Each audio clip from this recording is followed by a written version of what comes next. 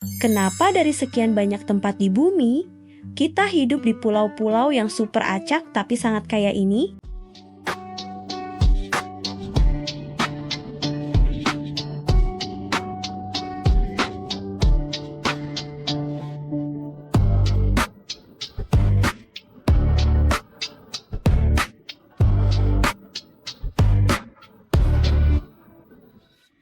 Secara ilmiah, Indonesia itu bak dapat cheat code dari alam.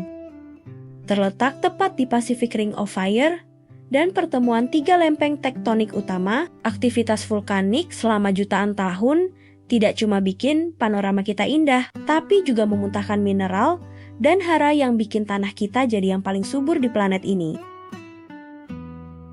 Kita cuma punya 1,3% luas daratan bumi, tapi rumah bagi 17% seluruh spesies yang ada di dunia. Dari megafauna purba kayak komodo, sampai mikroorganisme endemik yang cuma ada di sini secara biologis. Indonesia adalah mega biodiversities berjalan.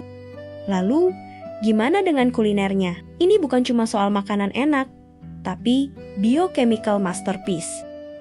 Posisi geografis, khatulistiwa dengan intensitas sinar matahari dan curah hujan tinggi menciptakan ekosistem sempurna untuk tumbuhan menghasilkan senyawa metabolit sekunder yang kita sebut rempah-rempah.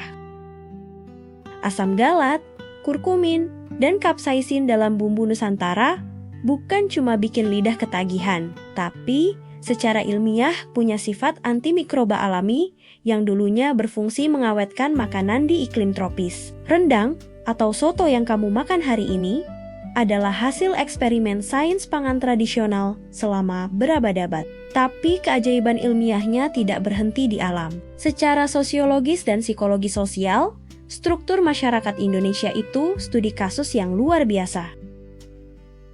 Berdasarkan teori cooperative adaptation, tinggal di kepulauan yang rentan bencana alam melatih genetika sosial kita untuk mengembangkan mekanisme survival berbasis kolektivisme yang kita kenal sebagai gotong royong.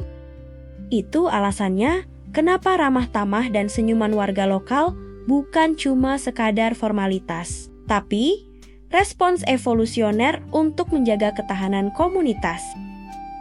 Secara antropologi budaya, Indonesia adalah salah satu laboratorium bahasa dan seni paling kompleks di dunia. Ada lebih dari 700 bahasa daerah yang membentuk struktur otak multilingual pada masyarakatnya.